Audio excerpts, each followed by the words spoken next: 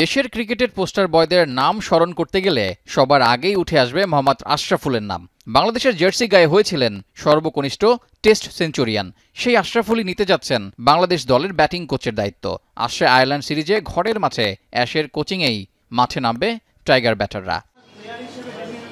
অবশ্য আশরাফুলের এই কোচ হয়ে আসা ভালো চোখে দেখেননি কয়েকজন সাবেক ক্রিকেটার। তবে এই মুহূর্তে সেসব সমালোচনা গায়ে মাখাতে চান না অ্যাশ।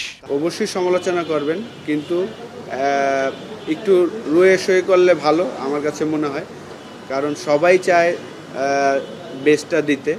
বাংলাদেশের কোচ হওয়া সব সময়ই চ্যালেঞ্জিং। খারাপ করলে কটাক্ষের শিকার হতে হয় প্রায় সময়ই। তাছাড়া দলের ব্যাটাররাও যাচ্ছেন খারাপ সময়ের ভেতর দিয়ে। সেসব নিয়ে চিন্তা থাকলেও আপাতত চ্যালেঞ্জ মোকাবিলা করে এগিয়ে যেতে চান সাবেক এই ক্রিকেটার। যখন খেলতাম তখনও দেখতাম যে একটা ভালো জায়গায় ওয়ার্ল্ড চ্যাম্পিয়ন হব, ভালো কিছু করব।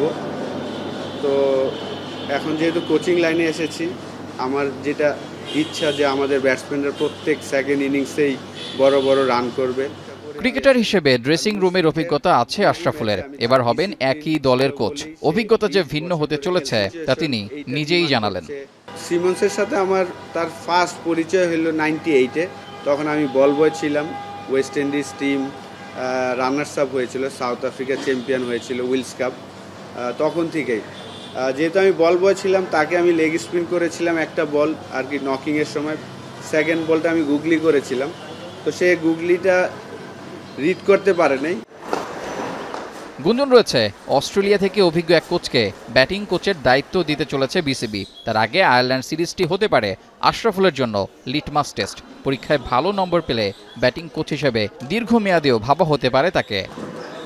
রেজাউল করিম, এখন, ঢাকা।